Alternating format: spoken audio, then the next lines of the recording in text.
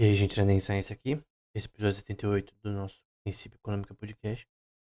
E hoje eu vou falar sobre um tema que eu tô abordando num blog novo, tá na descrição desse vídeo, né? Primeiro comentário fixado. Que é, literalmente o nome é Games e Negócios, né? E tá no site oficial do canal. Por sinal, é o acesso de graça para esse blog, né? Além de tudo que tá no site, né? Mas a ideia é basicamente falar sobre relatórios financeiros de empresas públicas, né? Então, não são empresas privadas, né? A empresa privada não precisa publicar relatório financeiro anual e também por trimestre, né? Porque tem uma regra, né? Empresas que estão listadas numa bolsa de valores, não importa, pode ser a bolsa do Brasil, do Bovespa, pode ser da Índia, do Japão, Nikkei, enfim, a de Hong Kong. Todas essas bolsas, elas exigem que as empresas que participam tenham um compliance, tenham uma transparência nos seus dados financeiros. Uma empresa privada não necessariamente precisa divulgar esses dados a não ser para investidores potenciais, né? Então, ela quer um investimento privado, por exemplo, a SpaceX é privada. Ela não precisa publicar relatórios. A razão de por que empresas publicam é porque elas têm que ser transparentes em relação à sua contabilidade, em relação aos seus projetos futuros, para que o investidor entenda que ela é uma empresa que nos próximos 10 anos, talvez, consiga melhorar e, no longo prazo, dê lucro, né? Na forma de aumento das ações da empresa para os seus investidores, né? Várias formas de uma empresa beneficiar os seus investidores, né? Pode ser por através, né, de buyback, que é basicamente recompra de ações. Então, uma empresa ela pega parte do seu capital disponível, né, que sobra do seu custo e operações, para recomprar ações para fazer o preço da ação subir. Não é algo que eu acho bom. Warren Buffett e o Munger normalmente falam que, dependendo da forma que a empresa fazer isso, é algo ruim, né? Basicamente, você está dizendo que tu não tem nenhuma razão para investir seu próprio capital, né? A não ser para aumentar suas próprias ações, o que não tem muita lógica se você pensar. Então, a forma que é feito, se for muito recorrente, é um problema. Muitas dessas empresas também pagam dividendos, por exemplo, a própria Capcom, entre outras, né? A Tencent. Só que depende do contexto, né? Tem empresas, por exemplo, que eu estava lendo sobre elas ontem, né? Uma MTG, que é Modern Times Group, eles só pagam dividendos quando realmente eles estão com capital disponível maior, né? Normalmente é chamado de disposable income, que é basicamente o capital disponível. Liquidez, né? Ele tem bastante cash flow, né? Fluxo de caixa, tem dinheiro disponível, tanto para financiar as operações e também como capital de giro, né? Para você pagar suas operações em vários contextos, pagar funcionários, novas construções que a empresa vai fazendo e tal. Mas o ponto é que você tem essas empresas que elas funcionam como empresas normais, né? Então, eu tô falando de, por exemplo, Microsoft, Tencent, Sony, EA, Nintendo, que o market cap dessas empresas é de bilhões de dólares, né? Da Microsoft é de trilhões de dólares. O market cap não é tão útil, né? Mas o faturamento dessas empresas, por exemplo, a Tencent, que é a maior empresa de jogos mobile, é dona da Riot Games. Isso em 2011 ela comprou grande parte das ações, em 2015 ela comprou tudo. Então a Tencent é dona da Riot Games, da Epic Games, então do Fortnite, que é famoso. Dá muita grana, obviamente, tem várias parcerias. É, enfim, você tem essas empresas, elas adquirem outras empresas. A Sony, por exemplo, há um tempo atrás adquiriu o Crunchyroll, que é aquela plataforma de animes. E ela também produz pela Aniplex animes lá mesma, sejam filmes ou coisas do tipo. Tem uma parte da Sony só de entretenimento. Na verdade, a maior parte dos ganhos da Sony é entretenimento e depois jogos. E muitas das empresas, ou é mais no mobile, como a do GTA 6, que é Take-Two Interactive. Então eles ganham mais no mobile. Que é estranho, né? Normalmente você pensaria que eles ganham mais console. Só que tem empresas que ganham mais no console, por exemplo, a Nintendo e a. Tem outra aqui também. Eu vou lembrar posteriormente, mas eu tava lendo uma ontem, né? Ela tava falando como. Ah, lembrei. Ubisoft. Eu fiz acho que do Ubisoft anteontem ou ontem um artigo sobre, né? Por que parece ela ganha mais. no tipo, esmagadoramente nos consoles, ela tem pouco faturamento nos mobile, né. Ela tem uma coisa ou outra de mobile no Assassin's Creed, Rainbow Six, mas é pouca coisa, né. O que fica claro, lendo os reportes financeiros dessas empresas, né, é que o mobile dá mais lucro em questões de jogos free to play que PC e console. Por exemplo, na Stillfront Games, você tem o Albion Online, é um MMORPG muito conhecido, tem na Steam e tal. Ele é muito bom, eu já joguei um pouco e tal. Ele tem um sistema muito interessante, né? Até você tem depreciação de itens, né? O seu item ele quebra e tal. É um MMO muito bom. Eu não joguei muito, né? Mas. Só que tem um problema, né? Problema pra empresa, né? O Albion, ele dá menos dinheiro do que os jogos mobile da empresa e os jogos mobile que eu pessoalmente não gosto daquele estilo, né? Tem jogos mobile muito bons, por exemplo, eu gosto muito do Call of Duty Mobile, é o jogo que eu mais jogo atualmente. Mas muitos dos jogos mobiles eles são genéricos. Eu não vou dizer mal feitos, mas ruins, de certa forma, né? Tem jogos mobile muito bons, né? Bons, vicia e tal, mas tem outros que são mal feitos e ruins. Ou antigos demais. Por exemplo, um jogo bom mobile, Lords Mobile. É um jogo que é muito bem feito. Tem da mesma empresa, tem o IGG Inc., né? A sede é em Singapura, mas tem base em Hong Kong também. Você tem também outro jogo que Vikings Rise, uma coisa assim. Que eu joguei um pouco também, é bom. Só que outros nesse sentido, estilo Clash of Clans, são ruins. No final, Clash of Clans é a, da Embracer. Eu vou pesquisar aqui, que eu esqueci. Clash of Clans Owner. Que dá Tencent no fim, né? Deixa eu ver. Clash of Clans Owner. Só pra eu lembrar. É Supercell, tá? A Supercell tem vários jogos que ficaram famosos nesse contexto, principalmente o Clash of Clans e outros derivados, né? E foi comprado pela Tencent. Então, a Tencent, ela é muito estratégica nas compras, ela só compra empresa boa, né? Tanto que ela investiu na Ubisoft mais de US$ 1 bilhão. E a Ubisoft estava falindo esses tempos aí, desde o ano passado, né?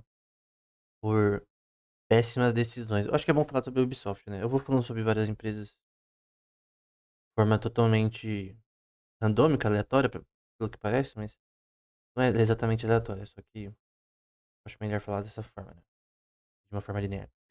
Da Ubisoft, ela teve problemas, primeiro, por jogos que ela pagou o desenvolvimento. Teve um, por exemplo, Blood Bones, que foi por 11 anos que ela estava produzindo, e no fim não deu retorno. Ou Prince of Persia, o remake do Sands of Time. Por sinal, pra quem conhece a saga do Prince of Persia, tem o do Play 2, que é onde eu conheci, que é. Embora o Sands of Time tenha uma nota maior.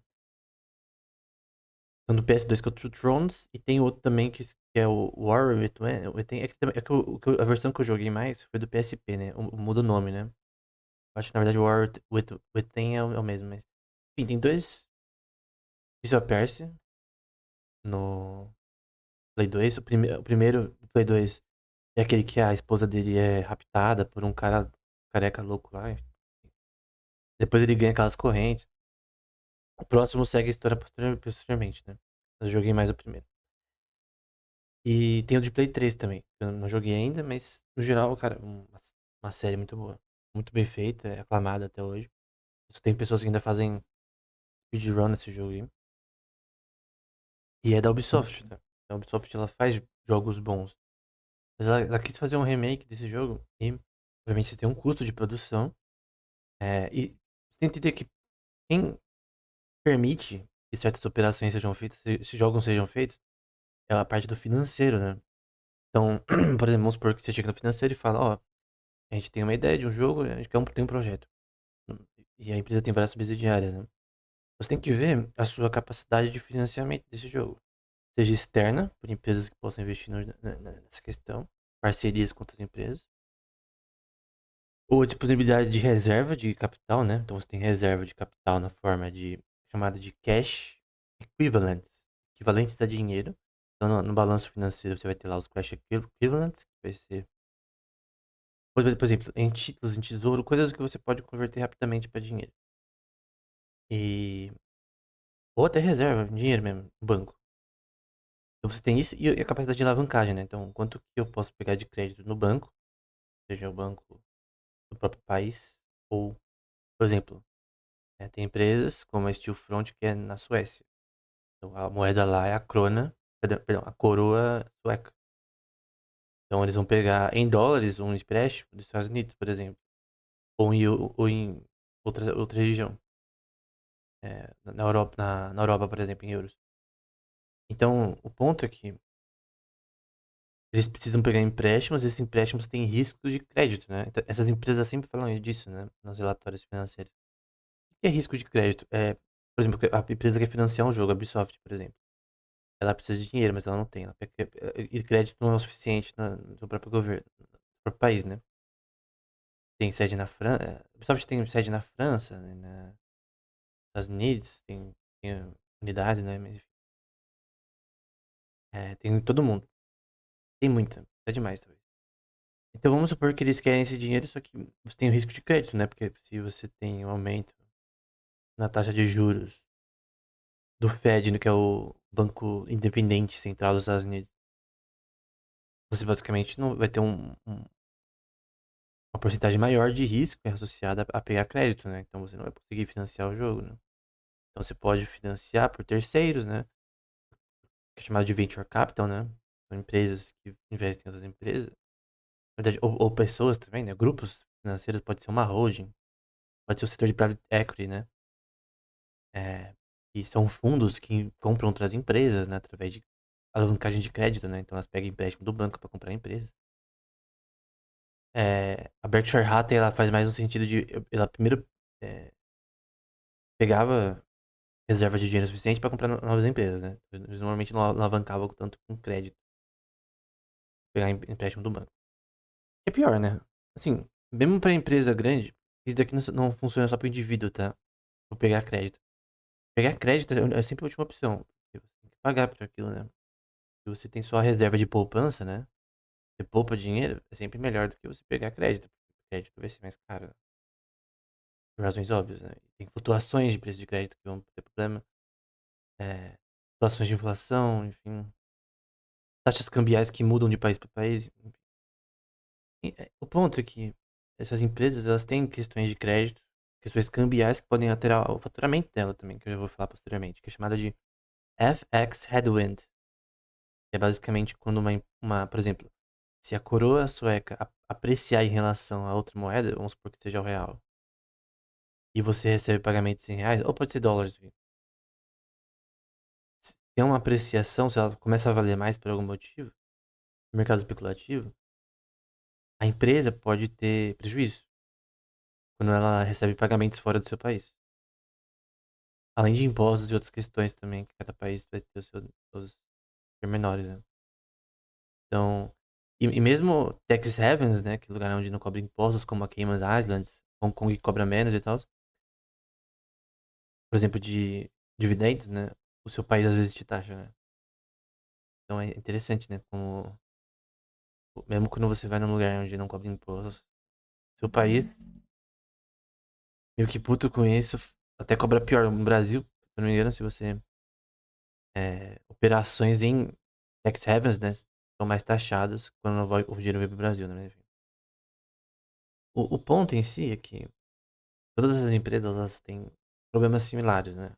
Em relação a tirar mais jogos. A Tencent, por exemplo, tem dinheiro infinito, entre aspas, né? Porque ela tem muitas fontes de faturamento e ela faz centenas de bilhões de dólares.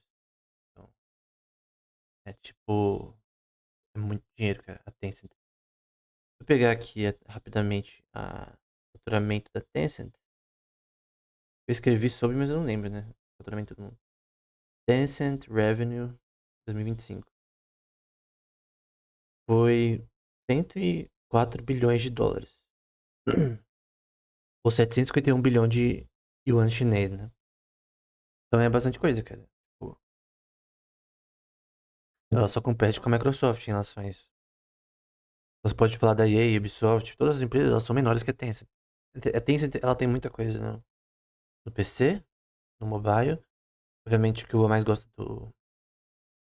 é do próprio League of Legends, né? Da Riot Games. A Riot Games tem excelentes jogos, mas também ela tem Epic Games, ela tem muita coisa. Ela investiu na Ubisoft recentemente, no caso também. Só que esse investimento na Ubisoft foi associado, mais na verdade, a um estúdio específico que detém direitos do Assassin's Creed e outros IPs da Microsoft importantes, né? Então foi um estúdio específico que recebeu dinheiro da Ubisoft. Também já tem uma alavancagem de parceria ali, né? Embora ele continue independente. É uma subsidiária da Microsoft. Eles investiram mais de US$ 1 bilhão, por sinal. Então eles têm grana sobrando, permite uma liquidez para eles gerarem mais investimentos. E essas empresas também, elas têm portfólios de investimentos, né? A maioria delas, né? O que que é isso? Por exemplo, a própria Tencent. Você tem um faturamento de US$ 100 bilhões. Tem que gerenciar isso aí, né? Não pode só simplesmente ganhar e vou investir em jogo, nisso e aquilo, em filme, também investe nisso. Na China, tem a parte de música também da Tencent, assim como a Sony. Então não pode fazer isso, tu tem que ter um portfólio de investimentos, né? Parte desse capital que fica acumulado, tu tem que ter um portfólio de títulos de governo, investimento em países, que é uma coisa mais segura, entre aspas. Você tem no tesouro do próprio país, você tem a própria Berkshire Hathaway, do Buffett e do Munger, eles faziam isso às vezes, né? Tinha muito de grana acumulada, não sabia como gastar e deixava no tesouro. Deixa lá rendendo. É pouquinho, mas é uma quantia grande de grana, né? É quando é necessário você tira e gasta, né? Quando é um investimento bom. É uma dica importante da Berkshire Hathaway, né? Nunca invista sem realmente boas oportunidades, né? Custo-oportunidade, né? É um termo que o Munger gostava muito de usar. Mas enfim, é, elas investem em títulos, investem em equity, em empresas. Eles emitem opções para recompensar funcionários. O que são opções? Opções são é, associadas a um custo. Alguns, do ponto de vista contábil, não consideram opções como custo, mas são um custo para a empresa para beneficiar o funcionário. Então, de repente, você quer pagar um funcionário, tu emite uma opção, ou opções. Ou seja, até o CEO, ou membros do board da empresa, que eu já vou falar sobre isso, ou funcionários mesmo, além da empresa. Então, você emite opções. O que é uma opção? Vamos supor que eu compro uma opção. Eu já fiz meio que um mini curso no canal já de opções, já, mas enfim. Até da parte matemática, mas basicamente é assim. Vamos supor que eu compro uma opção. A opção tem um strike price, que é o preço que eu vou escolher para comprar essa opção, né? Além do strike price, você tem o preço da ação atual, né? Eu posso, numa opção, escolher é, fazer um long, né? Eu acho que as ações da empresa vão subir. Uma opção associada às ações de empresa, né? Pode ter opções de várias coisas. Tem de moeda, tem de peer, de commodities, mas vamos focar nas ações, né? Então posso dizer que a ação vai subir ou descer. Também tem esse tipo. Então, você tem o que é chamado de put option, que é nesse sentido. Você tem quem compra a opção, ela tem o poder. Por isso que chama opção, né? De exercer um, um direito, mas não uma obrigação, né? Então pode ter um direito ou não uma obrigação de vender essa opção em determinado momento. É, em que o seu strike price vai fazer diferença, também tem um custo, né? Muda de corretora para corretora, porque se o custo da sua opção, se você não calcular direito da corretora, você pode ter prejuízo. Então a opção, ela exige muito cálculo em relação a esse tipo de coisa, né? Você também tem dados, né? Em relação a como a opção tá te dando retorno ao longo do tempo, que chama de Greeks, né? Tem o alfa, beta, etc. Não, perdão. Deixa eu ver aqui o termo dos Greeks. Eu esqueci. Tem o row, tem o. Vou pegar aqui. Greeks option. Ahn, tem aqui, por exemplo, tem o delta, gama, Teta, vega, todas aqui são equações, tá? Rho, etc, né? Por exemplo, delta é de exposure a equity, né? A definição é a mudança do preço da opção em relação ao spot price, né? Então, você tem o strike price, que é o preço que você vai comprar ela, né? E quando você vai no aplicativo que faz isso, né? No software, ele mostra ali as suas escolhas, né? Tem então vários strike prices e o aumento e o preço aumenta conforme o strike price ele foge do spot price, né? Então, vamos supor que o price é $200, o strike price ele pode ser mais de $200 ou menos.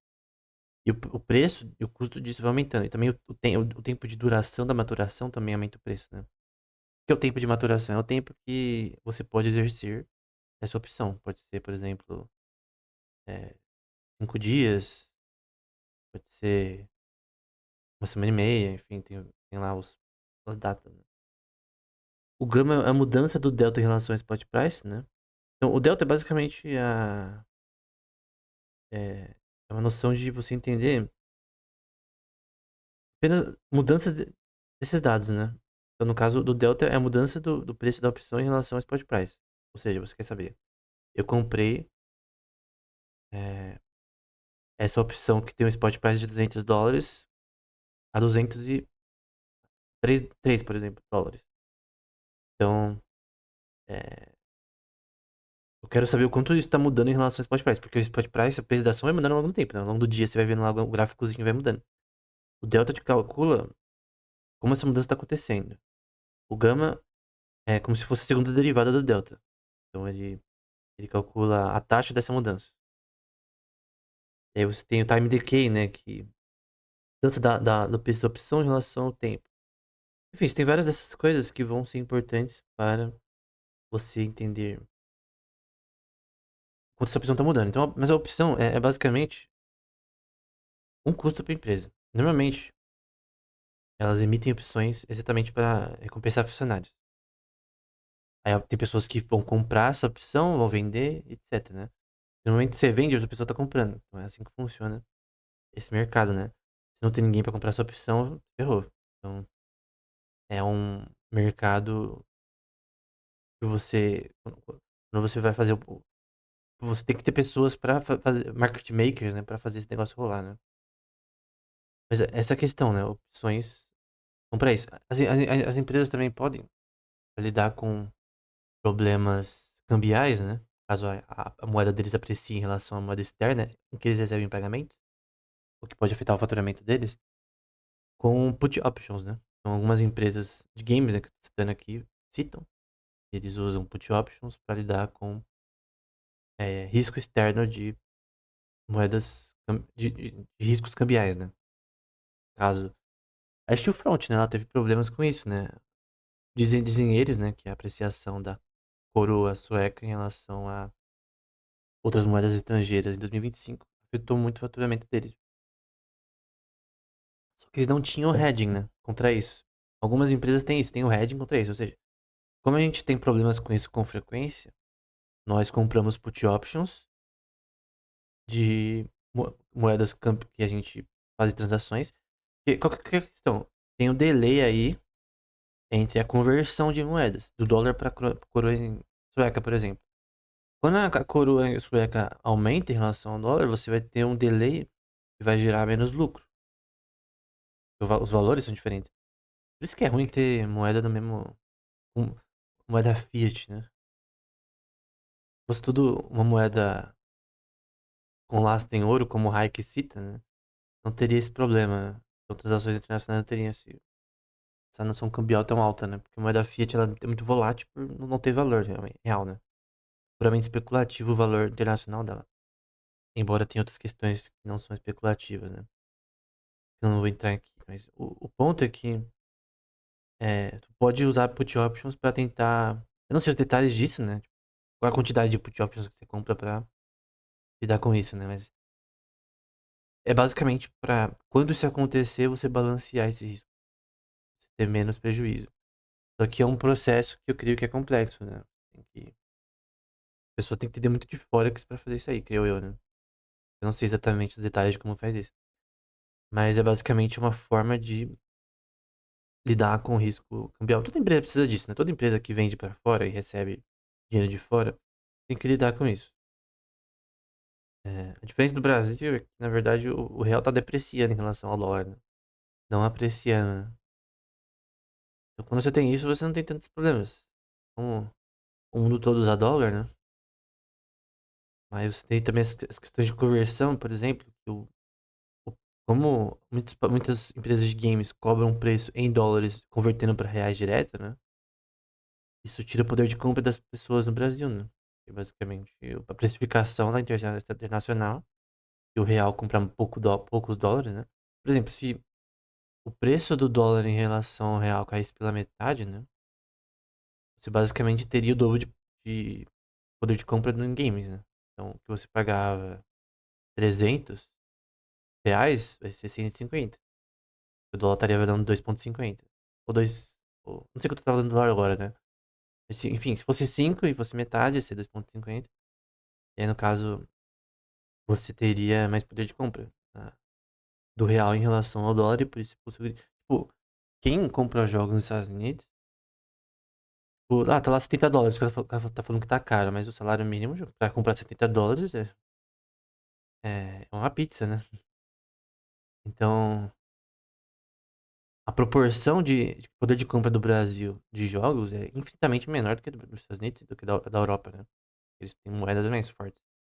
Mas entenda que o problema é a moeda. Por exemplo, se a Sony ela abaixa muito o preço dos games na, no Brasil, vai ter mais gente comprando? Sim. Então seria uma estratégia boa. Mas dependendo da quantidade, se você converte para dólar, e no fim para ien é fraco também, mas se você converte para dólar, dá um valor baixo, né? Então o custo é caro muito mais para nós, né? No Brasil, porque nossa moeda é fraca. Não é tão fraca quanto outras moedas, né? Vai lá na Rússia, vai lá no Japão, vai lá na Argentina, você vai ver que tem moeda muito pior. Aqui, a moeda brasileira é tão ruim quanto poderia ser, né? Tem moedas piores, países grandes, e isso é um fato, né? Você não pode falar que não, o Brasil é o pior, não. Calma aí, cara. Calma aí. Tem um monte de país pior que o Brasil, né? E, tipo, uma lista gigante. Seria uma lista de várias páginas, né? Com razões, né? Então, o Brasil tem seus problemas, mas tem países piores.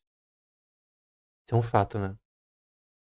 Mas o ponto é que as empresas têm que lidar com esses riscos cambiais, riscos de crédito, né? Flutuações de crédito internacionais. E eles têm que lidar com isso, eles têm que entender isso. Tem o CFO, que é o Chief Financial Analyst. Não, perdão. Chief Financial Officer, né? Da empresa, é uma posição muito importante. Ele tem que lidar com isso, né? Quais que são os riscos financeiros? Todos os relatórios dessas empresas fazem isso. Todas. Elas são internacionais, né? Elas recebem pagamentos de fora, elas têm que falar sobre isso. Então, vou voltar sobre na Ubisoft. Na Ubisoft ela teve esses problemas, né? De produção de jogos, né? E eles vão falar as razões do porquê, né? No reporte anual deles, né? 2025. Eu já escrevi sobre no Games e Negócios, né? Eles vão falar que as causas vão ser várias, né? Pode, por exemplo, falha em design dos jogos, talento que não foi bem administrado dos desenvolvedores,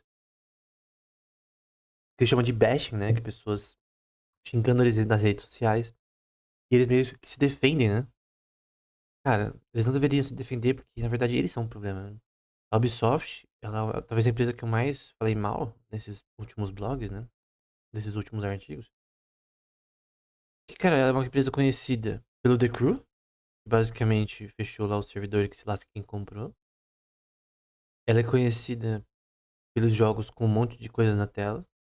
Basicamente virou um meme, né? Comparado a jogos orientais. É a empresa que os desenvolvedores gostam de falar mal dos Elder Ring da vida. Na minha opinião, são melhores que os jogos ocidentais mais recentes, que a maioria. Embora, cara, tipo, quando alguém fala jogos ocidentais recentes, é diferente de jogos ocidentais no geral, né? Tipo, as pessoas normalmente na área de games, né? Elas focam no agora, né? Elas não focam, tipo, era PlayStation 1, PlayStation 2, etc. PlayStation 3 até. Tem muitos bons jogos, que ainda são bons, que ainda seriam vendíveis, né? você não tivesse problema com licença e tal. Você pode comprar a versão física, mas no digital é mais difícil. Você tem que ter licença e tal. Não é como a Sony não quer ter todos os jogos da sua biblioteca do PS1 e do PlayStation 2 na sua plataforma. É que você tem que pagar licença para as empresas fabricar esses jogos, né? E aí você tem que pagar royalties. E aí talvez o retorno, né, da subscrição na PS Plus não pague isso, né, necessariamente, né? É, não sei, tem que fazer a conta, né? Eles recebem bastante nessa questão. É, e muita gente assinaria se tivesse mais jogos. Tem jogos lá na PS Classic ali, mas enfim, o que tem lá não tem muita coisa boa quanto alguém pensaria, né? Não tem jogos clássicos. Por exemplo, tradução de jogos japoneses. Cara, eu tô jogando um jogo, por exemplo, chamado Policenauts PS1. Ele foi feito pelo Hideo Kojima, cara. Se esse jogo. Eu tô jogando a versão em inglês, né? No emulador. Se esse jogo fosse trazido pra qualquer console, seria um sucesso. Primeiro porque do Hideo Kojima é um jogo muito bom. É futurista e tal, é um negócio muito bom, cara. É simplesmente incrível, né? Não precisa nem fazer nada, né? Já tem uma imagem muito boa, né? Que é de anime, né? Então, tipo, tem como fazer isso, cara. Por exemplo, é, jogos como Medal of Honor do PlayStation tem vários jogos que são bons e que vão dar retorno se venderem. A versão tradicional. E às vezes a pessoa, ela curte o emulador, mas às vezes joga no console é mais legal. Tem que estar barato, né? Não adianta, por exemplo, eu posso jogar no emulador todos os jogos do PlayStation 1. E aí você vai lá na PS Classic, e aí, ou você vai comprar um jogo que era do PlayStation 1 que tá adaptado ali pro PS4, PS5. Aí, tipo, um jogo custa R$ 40. Cara, tipo, não tem lógica, cara. Como que eu posso jogar de graça no meu celular?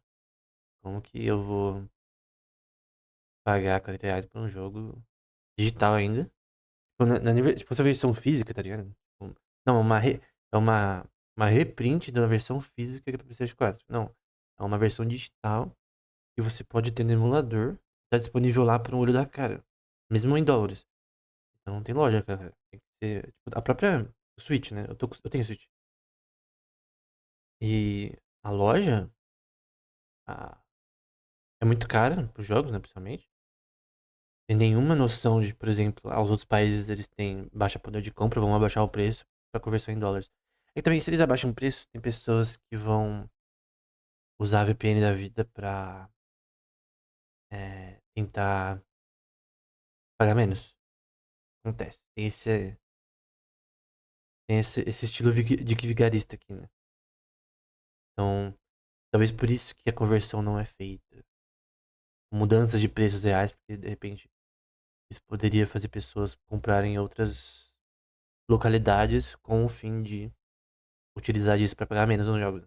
Então, por isso que o índice em dólares é todo mundo que tá no país com uma moeda ruim. Então, ainda bem que você não mora na Indonésia, né? Ainda bem que você não mora em países com moeda pior que o Brasil. Mas mesmo assim o poder de compra é baixo, né? Proporcionalmente ao salário mínimo e médio no país, né? Então, além de custos externos que também são caros no país em relação a outros. Então é um problema, cara, é um problema. Pra própria empresa também, porque ela recebe menos, porque questões de é, capacidade de renda mesmo. Então, é um ponto muito importante. Então, todas essas coisas são elementos que todas essas empresas têm. Então eu posso citar exemplos dessas empresas, né? Como a Square Enix, cara. Eu tava vendo sobre a Square Enix. Ela é muito diferente do que eu pensava. Primeiro, que ela tem você pode investir na Square Enix, né? Todas as empresas que eu tô falando têm ações pra investir. Eu só tô falando no blog de empresas que tem, você pode investir em ações nela, porque esse é o foco. A Square Enix no Japão, ela, além de ter uma biblioteca monstruosa, né? Ela também investe em publicação, né? E muita parte da renda dela é em publicação. Outra empresa que faz isso é a Kadokawa Group, que é a empresa que é dona da From Software, que faz o, o Dark Souls, o Elden Ring da vida. Conhecido também pelo Shadow Tower no PlayStation 1 e outros jogos também. Acho que o King's Field também do PlayStation 1. Tô jogando aí o primeiro, mas é difícil, né? Então, a From Software, ela é. subsidiária da Kadokawa Group. E a Kadokawa Group também tá na parte de publicação. A Tencent também tá na parte de publicação. A Square Enix, ela é dona do Manga Up, por exemplo. Eu tenho baixado aqui. E tem muito mangá. Aquele estilo Webtoon. Então, Manga Up tem um aplicativo, Webtoon tem um aplicativo. É basicamente, no geral, de graça. Mas pra você ver episódios novos desses mangás, é pago. É um modelo também de coins, né? Então você paga por coins, que basicamente é como se fosse dinheiro virtual que você usa pra comprar episódios, no caso, capítulos, né? Então tem lá o mangá que você gostou de ler, só que tem 10 capítulos que tá fechado, só quem paga vai comprar. Mas no geral, você, por exemplo, você leu 100 capítulos, 10 estão pagos, né? Esse modelo funciona porque as pessoas elas se engajam com a plataforma. Porque, por exemplo, o modelo que você tem que, para entrar na plataforma pagar, já tira muitas pessoas do acesso, né? Quando você é meio que de graça e parte paga, uma pequena parte, as pessoas se engajam tanto com o aplicativo, elas vão ficar mais dispostas a pagar. Tipo, eu quero ver o final dessa season, por exemplo, desse mangá específico. E a Square Enix tá na frente disso, né? Porque o Manga Up é uma das melhores aplicativos disso e dá muito dinheiro. Cara, tem empresas como a Kadokawa Group que elas fazem mais dinheiro com isso do que com games. Então, Elder Ring, essas coisas dão dinheiro e tal, mas não dão tanto dinheiro quanto o setor de publicações no contexto japonês. E no internacional não vi tanto isso, mas especificamente a Kadokawa Group ela faz mais nesse sentido. A Sony também tá fazendo mais na parte de entretenimento e as pessoas estão vendo que esse negócio tá dando dinheiro. As novels também, novels é basicamente assim, tem muito na Coreia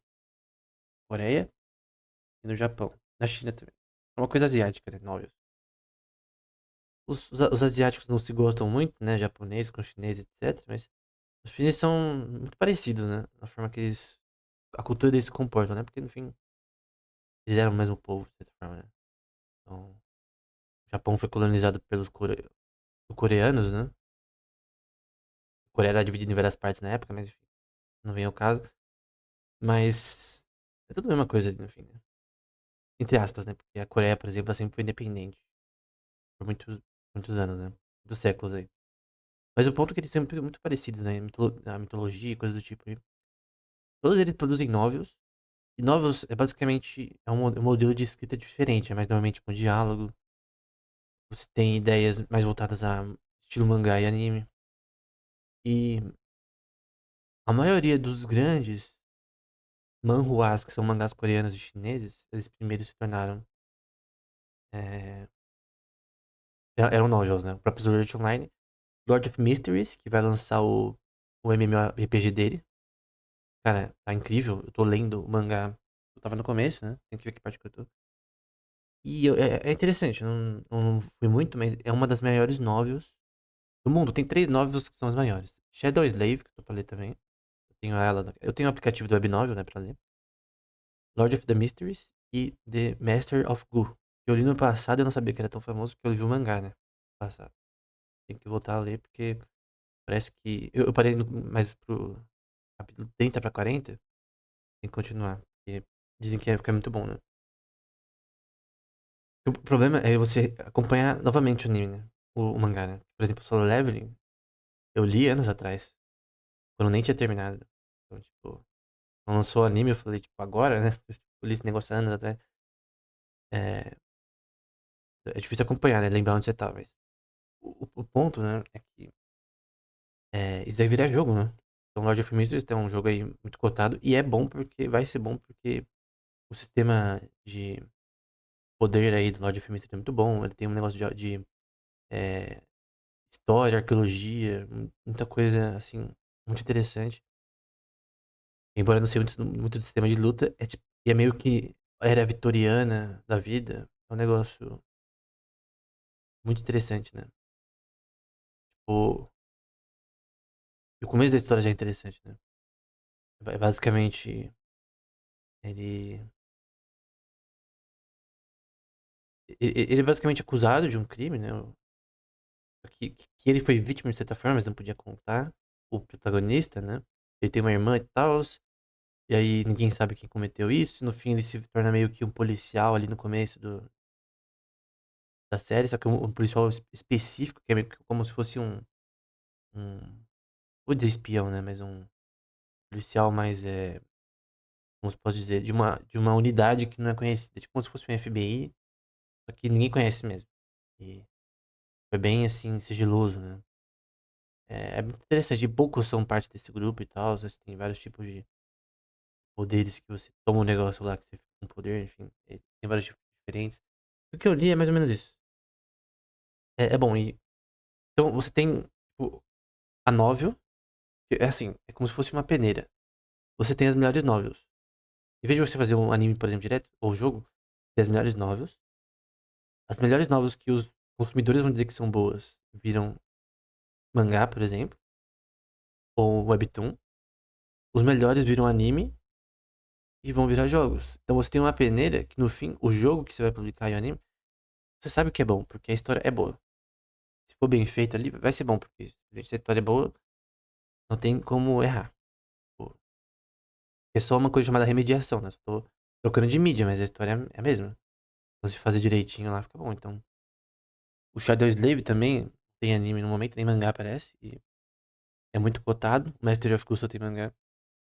Só que o Master of Ghost, também chamado de Reverend Insanity, ele foi muito criticado pelo governo chinês. O governo chinês, ele tem uma atividade recente, que é tipo a Comic Authority nos Estados Unidos, tempo atrás, Pipoca Nankin falou sobre essa questão um tempo atrás no vídeo dele, eu recomendo que você veja. É basicamente censurar quadrinhos, né? Nesse caso, ele censurou novel, né? Porque a novel tem muitas críticas ao governo, coisa do tipo. Eu não cheguei nessa parte que tem críticas ao governo, mas... Enfim, é uma das melhores novels. O governo chinês sempre enchendo o saco, né? Cara, uma coisa do governo chinês que eu acho irritante também, por exemplo, é na área de games, né? Tem um aplicativo chamado TapTap. Eu tenho que ver aqui rapidamente, lembrar qual empresa que é dona. Tap, Tap, App, Owner. Só pra lembrar aqui que é uma empresa chinesa, né? Mas eu coloquei SP. Tá aqui. China Owner. Só pra lembrar aqui rapidamente. Da XD Inc., eu falei sobre ela recentemente. O CEO é o Yimeng. Basicamente, a XD Inc., ela tem como se fosse a Play Store da, da China. Você tem como baixar. Eu baixei recentemente, nessa semana, o aplicativo no próprio site. É um aplicativo seguro, né? Pelo menos o meu Xiaomi, ele verifica vírus mesmo em aplicativos externos, né? Então não tenho nenhum problema nisso. Embora seja um hardware chinês, né? Mas enfim. Basicamente, esse é um app. Você pode baixar jogos. É só de jogos. É uma Play Store da vida. Só que os jogos ali são jogos chineses. Tem jogo da Steam também. Tem Call of Duty também. Tem jogo que a gente vê na Play Store. Mas muitos dos jogos, eles são desenvolvidos pela própria empresa, TapTap, em chinês. Ou são jogos de empresas chinesas, que eu também falei sobre no blog, né? Eu escrevi artigos sobre. Então tem aplicativos, até Naruto, One Piece, eles pagam licenças também pra lançar jogos ali. E, tipo, tem um mercado muito grande na China. Tipo, na China tem bilhões de pessoas, né? Então, só o que vende já ali já dá bastante grana, só que tem bastante competitividade. Então você tem um monte de produtor lá que faz jogos que só tem lá. São jogos, tipo, incríveis. Tem, tipo, jogos tem matemática Murin, né? Estilo mangá coreano da vida, que não tem no ocidente.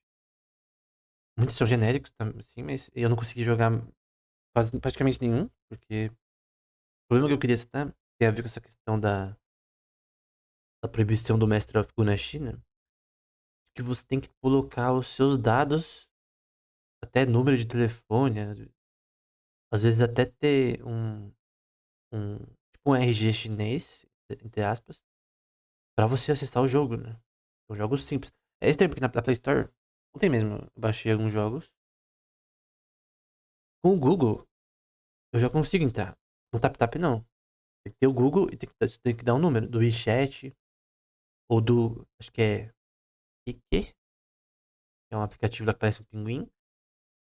Só que o WeChat pra ter é horrível. O aplicativo lá do pinguim também dá um monte de erro.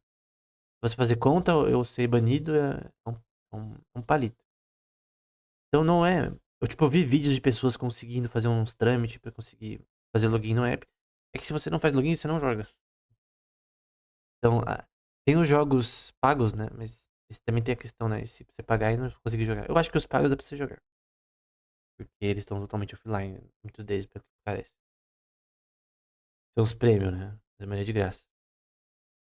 Pior que, tipo, uma Play Store que tem uns jogos totalmente diferentes e parecem muito mais interessantes que a Play Store, né? A Play Store, ela tem muita coisa genérica e ruim.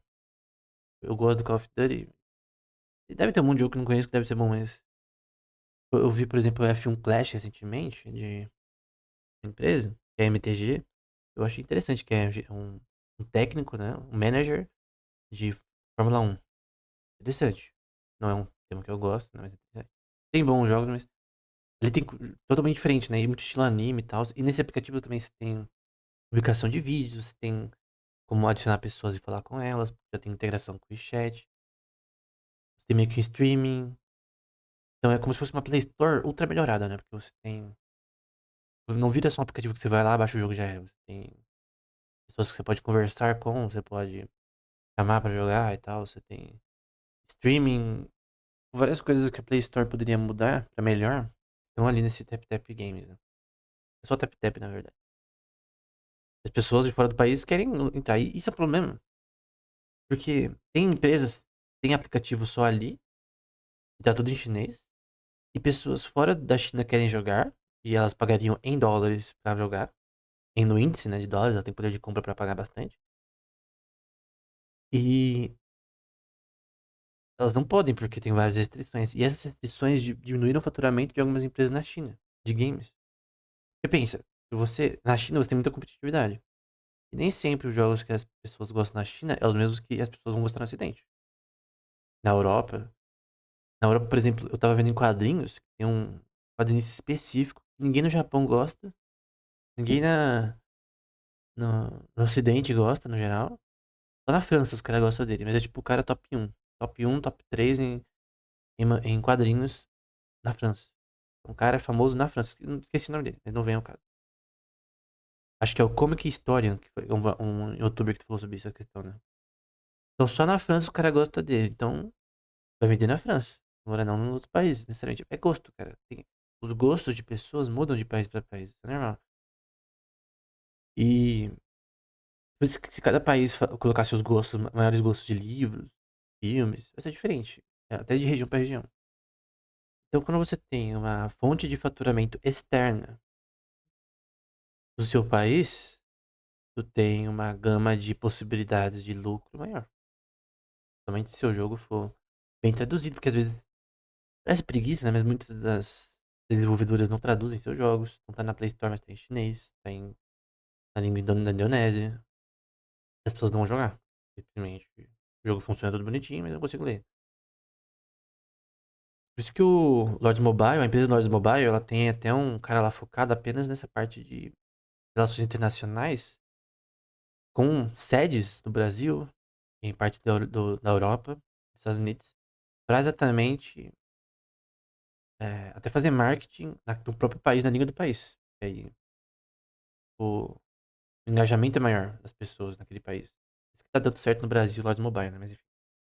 É um bom jogo, por sinal. Tem na Steam também. Tem um ponto que eles perdem faturamento. Então o governo chinês, ele tá basicamente falando, ó, a gente não quer dinheiro, né? Porque tá basicamente impedindo que mais capital flua. Um dos maiores mercados emergentes do mundo, que é o de games, mobile. É o que mais cresce, o que mais dá dinheiro no momento. E tá recusando, né? E não tem lógica, né? É, a ditadura ali acaba sendo um problema pra eles mesmos. Porque é uma ditadura, não tem como falar o contrário, mas é uma ditadura com capitalismo. Travestida de socialismo, né? Porque não é. Outra coisa, né? É só no direito que eles são socialistas, né? Na parte financeira, na parte econômica, eles são capitalistas. E num nível pesado. E até antiético em vários conceitos, né, industriais, que eu não vou entrar em detalhes. Você vê uma historinha da Apple aí, você já vê ali que a indústria na China ela tem vários problemas, né? Mão de obra barata e de, más condições de trabalho, né? Mas eu não vou entrar em detalhes. Mas o ponto é que essas restrições afetam as empresas chinesas que têm um mercado externo que não estão na Play Store. Que, obviamente estão na Play Store, não tem problema. Mas se elas estão no mercado apenas chinês, e esse app não tem essa questão. Cara, poderia ter sistema de tradução, poderia ter uma versão traduzida do app. E poderia ter muitas coisas. E a própria empresa Shideng, no relatório, eles falam dessa questão, né? Eles estão querendo mais tomar medidas mais internacionais para aumentar o faturamento e tal.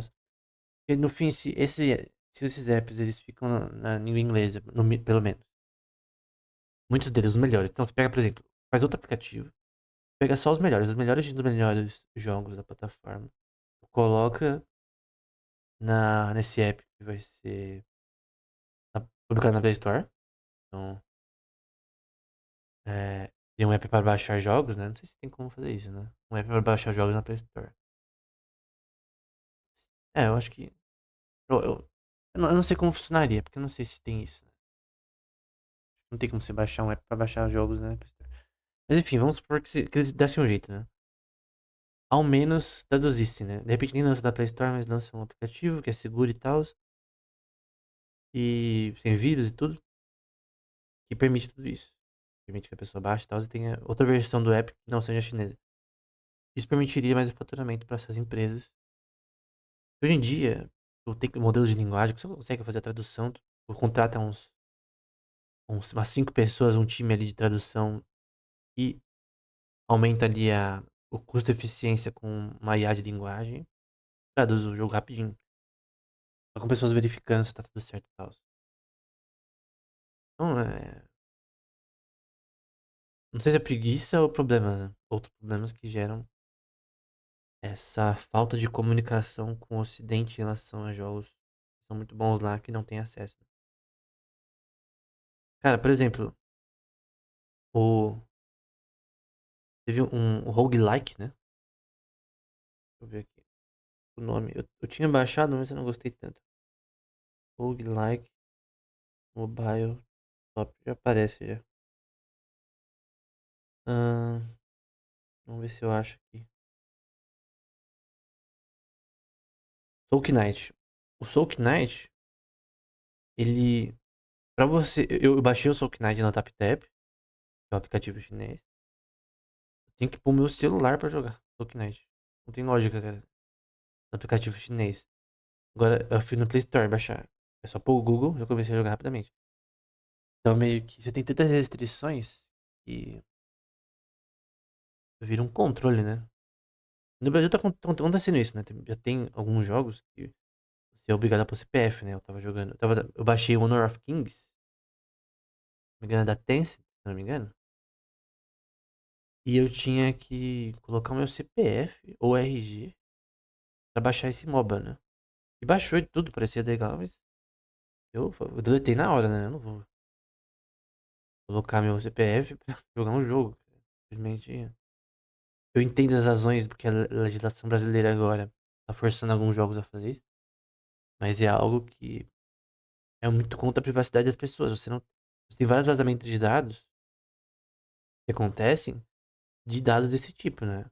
Eu lembro de uma empresa, que eu não vou citar o nome, uma certa pessoa, que eu não vou citar o nome, mandou mensagem pra um chefe lá da parte de TI dessa empresa. É subsidiária de uma das maiores empresas do Brasil de tecnologia. No LinkedIn mandou mensagem e falou: Ó, o seu sistema ali de cadastro de pessoas, de possíveis funcionários, né? Do banco de talentos, né? Ele tá sensível à manipulação de URL, né? Mudar algumas coisas no URL lá do site depois de fazer a conta, né? Depois de logar. Isso podia entrar na conta de todo mundo. A pessoa conseguiu entrar até no login do criador ali do sistema ali de banco de talentos, né? Tava ali o nome da pessoa, mestrado e tal. E você podia ver foto de RG, antiverso, todos os dados possíveis e imagináveis, foto da pessoa. E, tipo, milhares de pessoas. Depois foi arrumado, né? Colocou lá um hash, né, pra cada login. Eu não poderia mais fazer isso. Mas, se isso vazasse, mano, a empresa tava começando o negócio da LGPD e tal, essa empresa ia se lascar, né? Se a tal pessoa mandasse essa informação pra alguma mídia ou postasse nas redes sociais, né? Isso estava acontecendo, né? Então, é uma questão de privacidade, né? Você coletar dados de pessoas, você sempre vai ter algum tipo de falha de segurança que pode dar problema, né? Se você acha que não vai ter falha de segurança, a China ainda coletando informação de. Um app chinês coletando informação de pessoas do Brasil. Isso não. Pra ter uma questão de segurança, isso não tem lógica. Só você não ser inocente, né? Tipo, não tem lógica. Tipo, precisar de colocar o CPF RG pra logar numa conta simplesmente. É nível China de controle da privacidade alheia. Então não é algo bom, é algo horrível, cara. Tipo, eu entendo as razões, que eu nem vou citar as razões e tal, por uma lei que saiu aí. Mas é uma lei que não resolve o problema, não resolveu o problema e só cria outros problemas que não existiam antes. Para empresas estrangeiras, que podem até ser restringidas por pessoas que não vão, novos jogadores que não vão entrar, porque não querem colocar o RG CPF para logar num jogo. Como é na China. Na China, todos os jogos possíveis e imagináveis assim, porque é o controle de privacidade horrível, né? E que afeta o faturamento de empresas estrangeiras. Isso afeta as empresas. Afetou uma das empresas chinesas essa questão. É uma empresa que não tem tanto faturamento, mas afetou ela em relação a seu faturamento externo, né? E isso é realmente um problema. Pode, se ela depender muito de faturamento externo, pode ferrar a empresa de forma relevante, né? Na China. Também tem a questão de empresas que vão para a China, como por exemplo Live Online, né? Que foi comprado pela Peer Abyss. Peer Abyss eu não li o relatório deles, porque eu achei meio mal feito, né?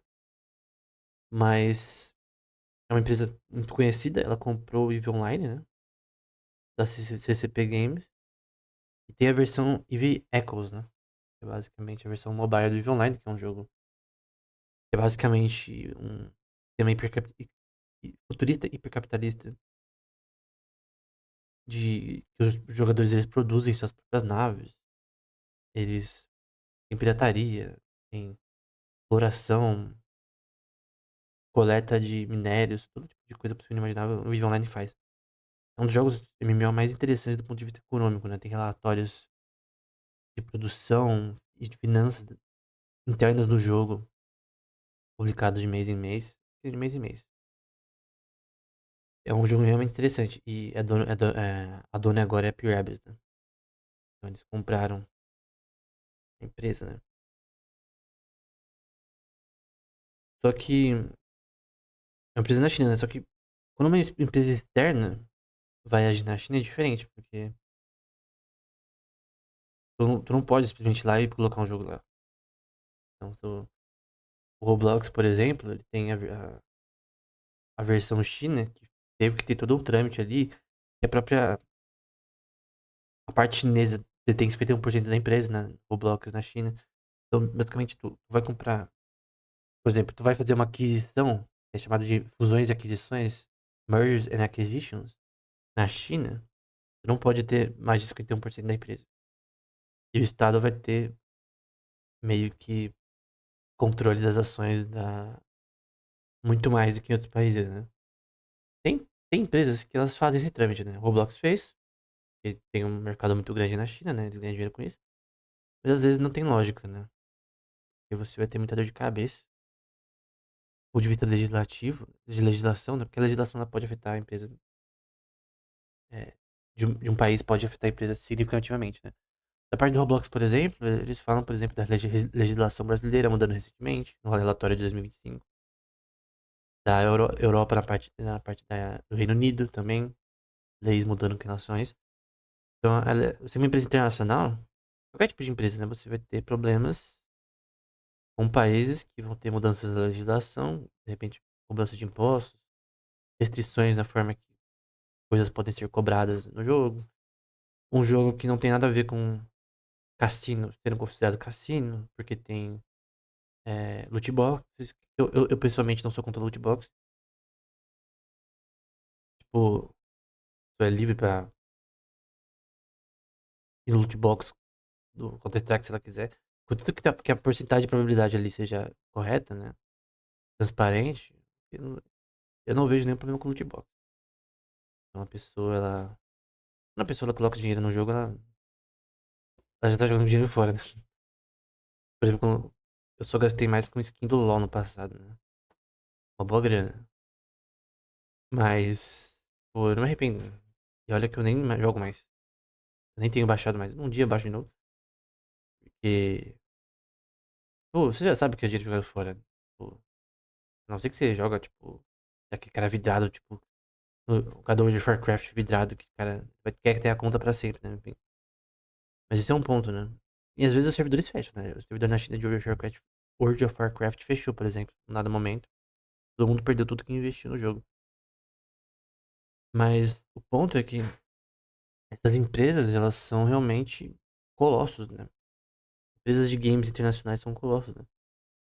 Tem outras empresas importantes, né? Como a CD Projekt Red, o The Witcher, tem a Kingsoft, da parte mobile, tem a própria Capcom também, que tem bastante coisa. O reporte financeiro dela é muito bom.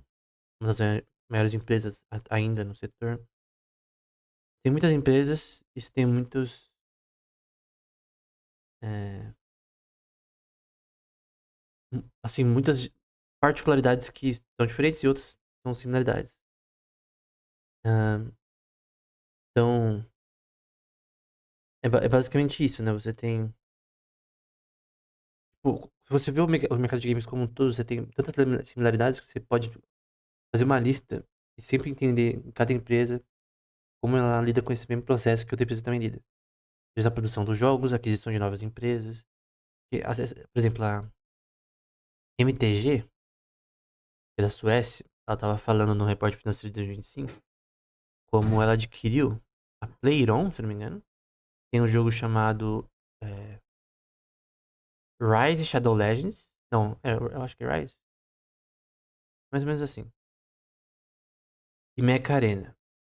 Só que eles tinham outros subsidiários. E foi a maior compra deles, né? 2025.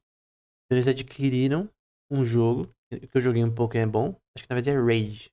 Raid Shadow Legends. Eu me interessei por testar ele primeiro. Porque ele é meio que um Dark Fantasy da vida. Fez parceria com Tartarugas Ninja e outras coisas. Então, a loja mobile fez parceria com a, a empresa que detém os direitos da Cavaleiro Zodíaco, por exemplo, Kung Fu Panda, etc. Então, basicamente, é, o ponto central é que esses produtos, eles são produtos, ou também serviços, né? Porque tem jogos que são games as a service, né? E tem um custo de produção, tem uma liquidez financeira para conseguir manter eles. Porque, por exemplo, tem uma empresa chinesa que eu tava lendo o relatório deles, né? Um monte de jogo que faliu. Eles tinham um jogo do One Piece, né? Parecia muito bom. Era de turnos, né? Eles são bons em fazer jogos de turnos. Eles também têm um jogo chamado é, Sword and Fairy, cara. Que é baseado no. Tem uma série chamada Sword and Fairy. Tem filme, tem série live action. Tem os jogos que RPG de 1900 bolinha. Que foi lançado pra MS-DOS. Tem uma perspectiva mais oriental e tal.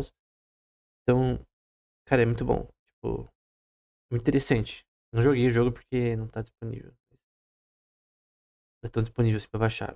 Tá no TapTap, por exemplo. Naquela época que eu falei anteriormente. Mas tem vários jogos deles que fracassaram. Esse, por exemplo, eles gastaram bastante dinheiro. E não deu o retorno que eles esperavam. Que é o Sword and Fairy World. Que parece muito bom. Aí teve outros que eles participaram que deu certo. Que é o Sword and Fairy 7. e lançou pra PS4 e Xbox, se não me engano. Ou só Xbox. E é um RPG que parece muito bom, que é estilo Wuxia e tal. E é, muitos desses MMORPGs nesse sentido também usam base como base novels e tal. Tem se eu não me engano, é deles, é um MMORPG com base no Soulland, que é um mangá específico. Eu dei uma olhada no mangá e não achei muito bom. Não sei se fica melhor depois. Mas tem muito jogo que é baseado no Soulland. Tem uma pegada meio colegial, com magia, que tem vários mangás que fazem isso, animes, né? Mokusho Tensei, por exemplo, faz isso. Que é um bem específico, né? Mas o ponto em si é que é, falhas em alocação de recursos podem dar problemas, né? Eu acho que se esse jogo fosse na Play Store, ele teria mais sucesso. É que ele foi lançado primeiro na China. Às vezes a empresa ela quer primeiro testar na China, pra depois lançar no resto do mundo. Às vezes não funciona na China. E de repente funcionaria no resto do mundo. Então, o jogo por turnos deles no Naruto e do One Piece parece que falhou, né? Cara, parecia bom. E tá lá no Tap Tap, no app. Só que foi muito bem feito, designs e tal. Eu não gosto de jogos por turnos, aquele modelo. Mas no geral é muito bom. E, enfim, eu creio que tem empresas chinesas que têm vários problemas, né? Em relação a isso. Mas é uma empresa pública. O relatório financeiro dela é muito bom, né? Tem que ver aqui qual é, né?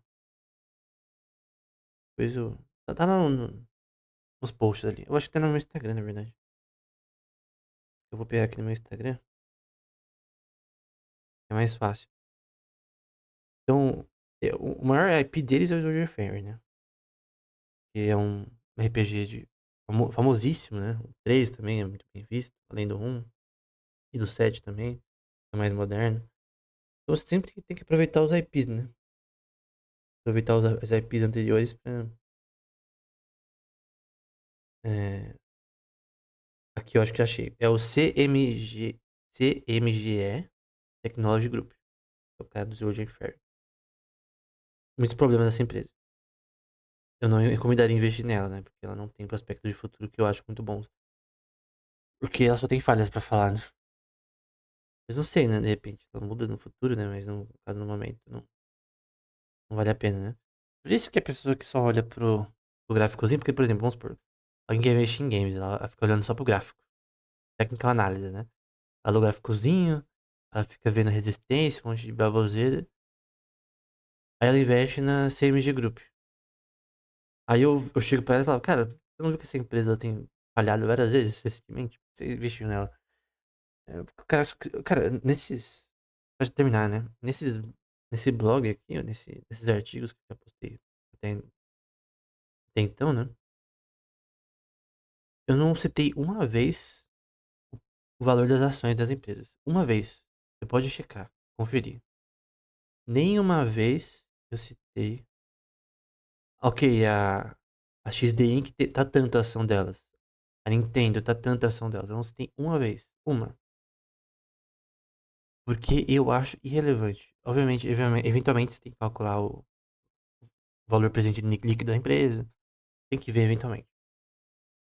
Mas o meu ponto é que o que mais importa é você entender quais são os produtos dessa empresa, serviços, qual é o futuro dessa empresa com base nisso e o que ela vem fazendo para fazer isso.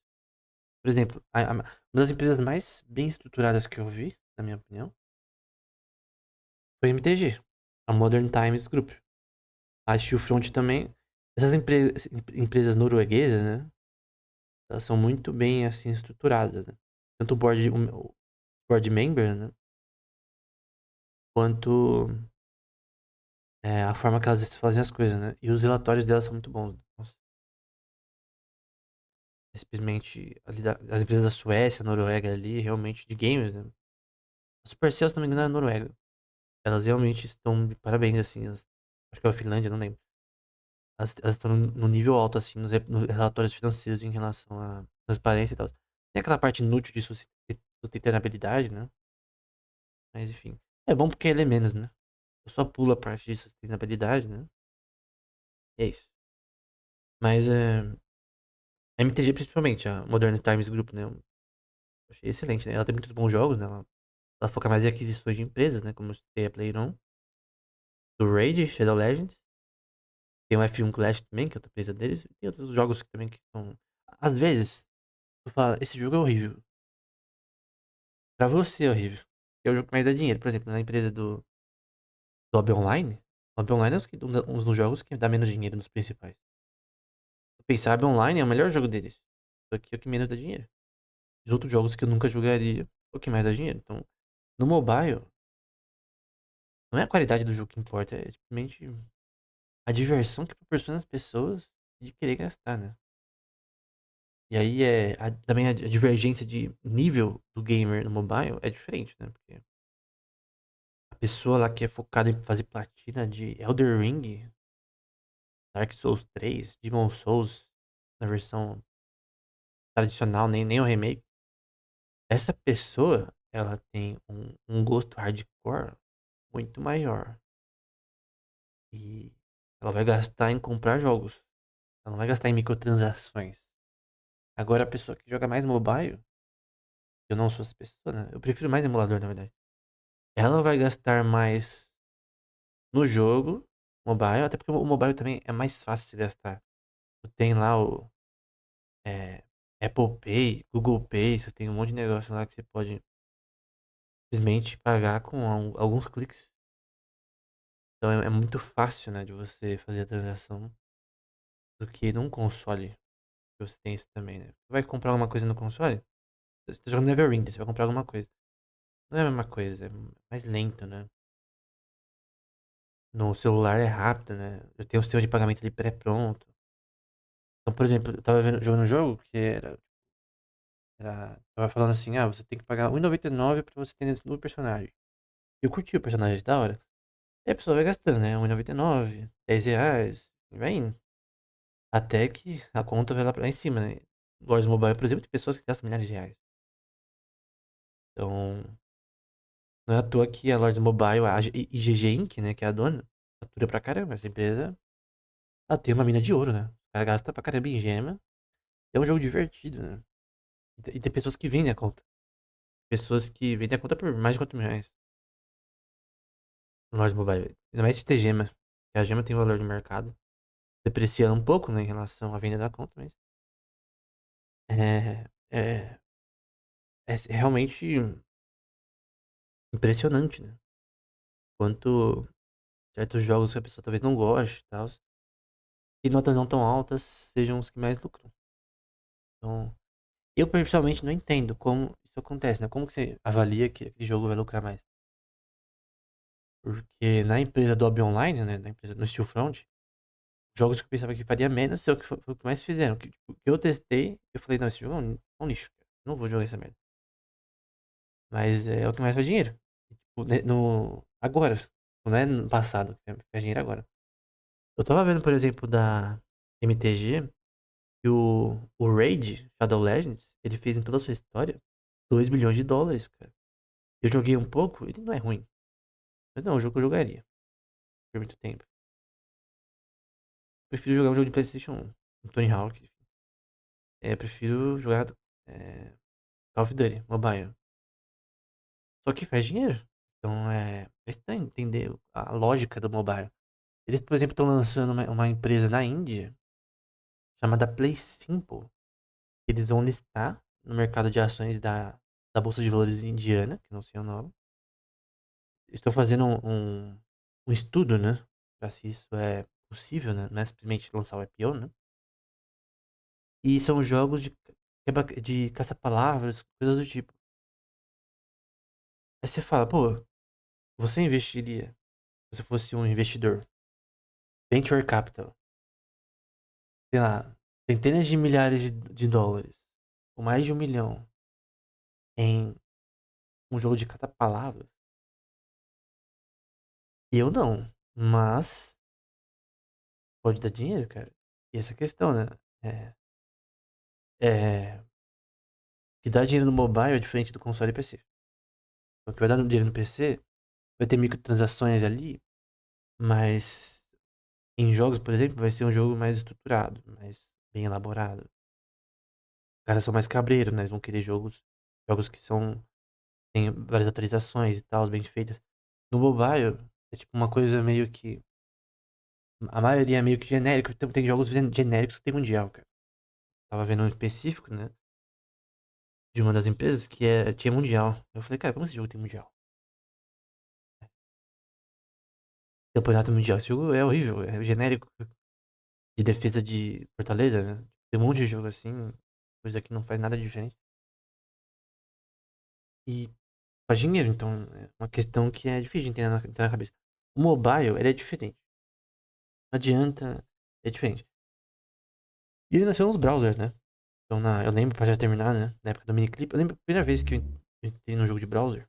Foi numa aula da minha escola, que o professor, muito legal, né? Ele permitiu que a gente jogasse. Ele ensinou pra gente sites como o Fliperama. O Critic ainda existe. Depois eu descobri o miniclip e vários outros, né? Eu jogava bastante Sonic RPG nesse.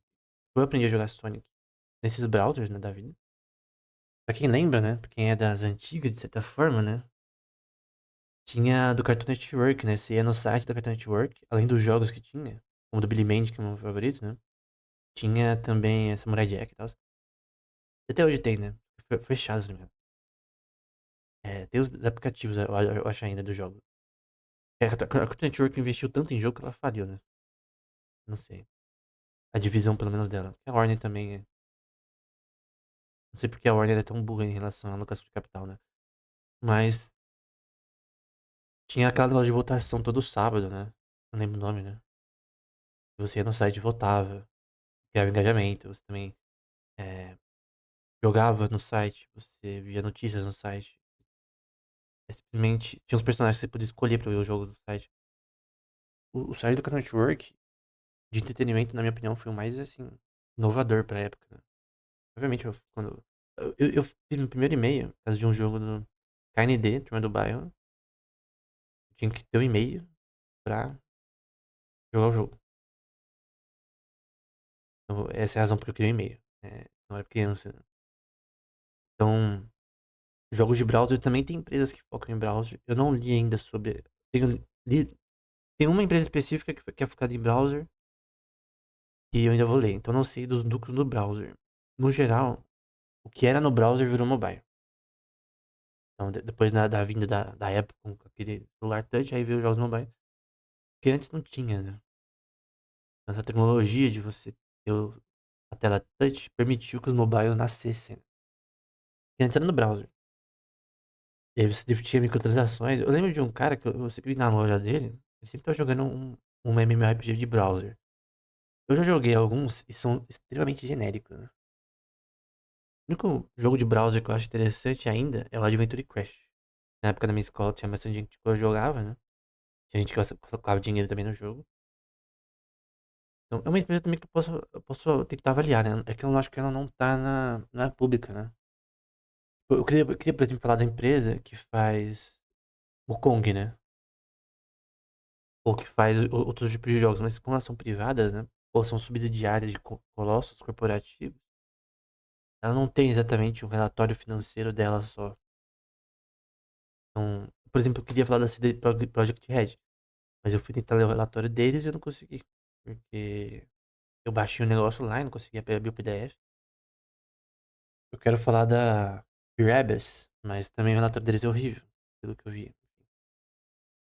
Então, pra terminar, esse aqui não é o último vídeo sobre isso. Eu vou fazer a parte 2. Eu vou analisar o relatório de mais umas 30 empresas aí de games. Eu tenho 100, eu tenho uma lista de 100 que eu posso fazer.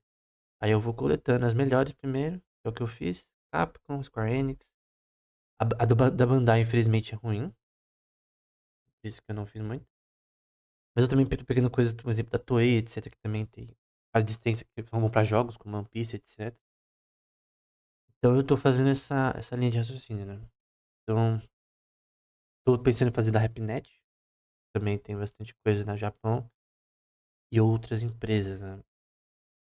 Então, esse é o foco, né? É uma análise de mercado, né? Uma análise de investimentos. Não é a primeira vez que isso é feito, né? Você tem que Isso aqui é baseado, na verdade, numa revista que eu tô lendo, que é a Game Business. Foi fechada nos anos 90. Eu quis fazer a mesma coisa de forma diferente, né? Do meu jeito, né? Da forma que eu acho mais interessante. Então, no geral é isso, né? Em resumo, você tem o mercado de publicação, entretenimento, filmes, séries, animes, jogos, novels, mangás. Tá tudo enrolado numa mesma coisa. Empresas como a Sony, Tencent e outras, elas sabem disso. Elas agem nesse próprio mercado e dominam esse mercado. Então toda vez que você vai no Crunchyroll, no Manga Up, nesses partes legais aí, você está acessando coisas dessas empresas. Porém, também tem o mercado underground, né? Eu posso falar em outro episódio.